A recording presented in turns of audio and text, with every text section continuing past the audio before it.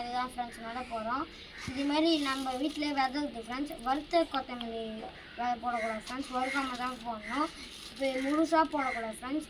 இது ஃபஸ்ட்டு இப்படி போட்டு இதுமாரி ஃபஸ்ட்டு நசுக்கணும் ஃப்ரெண்ட்ஸ்.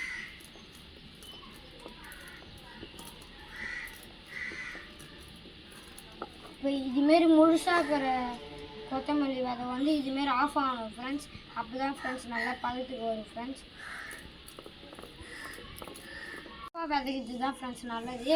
இதுமாரி நம்ம ஆஃப் ஆகிறதுக்குன்னு வாங்க ஃப்ரெண்ட்ஸ் போய் நல்லா ஃப்ரெண்ட்ஸ். இப்போ நம்ம வந்து பார்த்தோன்னா அரேஞ்ச் பண்ணி வச்சுக்கிறதுல ஃபஸ்ட்டு நம்ம கொத்தமல்லி தான் ஃப்ரெண்ட்ஸ் போட போகிறோம்.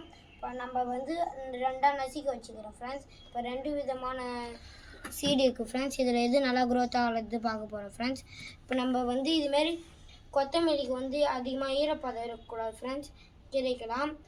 இதுமாரி பாத்தி மாரி கட்டி வச்சுக்கோங்க ஃப்ரெண்ட்ஸ். அப்போ தான் ஃப்ரெண்ட்ஸ் நல்லா க்ரோத்தாக வளரும் ஃப்ரெண்ட்ஸ். வாங்க ஃப்ரெண்ட்ஸ் நம்ம போடலாம்.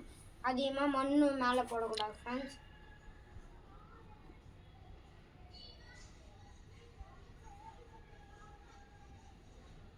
மொத்தமாக நம்ம ரெண்டு விதமான சீட்ஸ் வச்சுக்கிறோம் ஃப்ரெண்ட்ஸ்.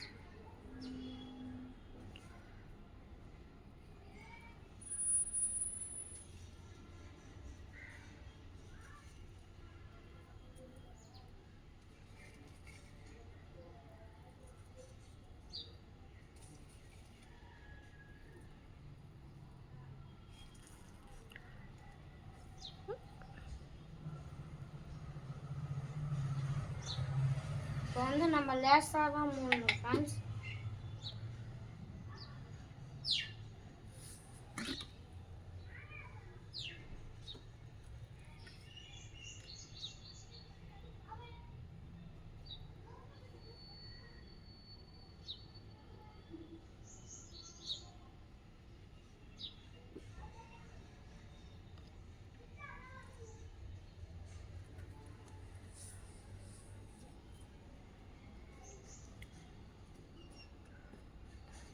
ஃப்ரெண்ட்ஸ் இதெல்லாம் லைட்டாக மூடிக்கணும் ஃப்ரெண்ட்ஸ்.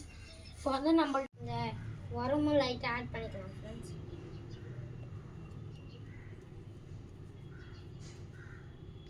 அழகாக லேயர் இருக்கிற மாரி ஆட் பண்ணிக்கலாம்.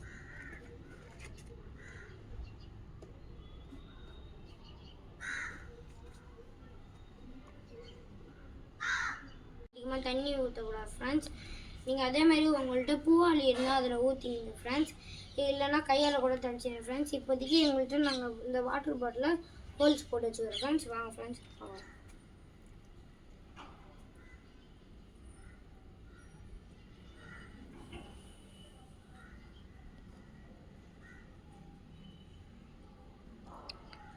மேலும் மேலும் இந்த வீடியோவை பார்க்கறதுக்கு நீங்கள் சப்ஸ்கிரைப் பண்ணுங்கள், லைக் பண்ணுங்கள்.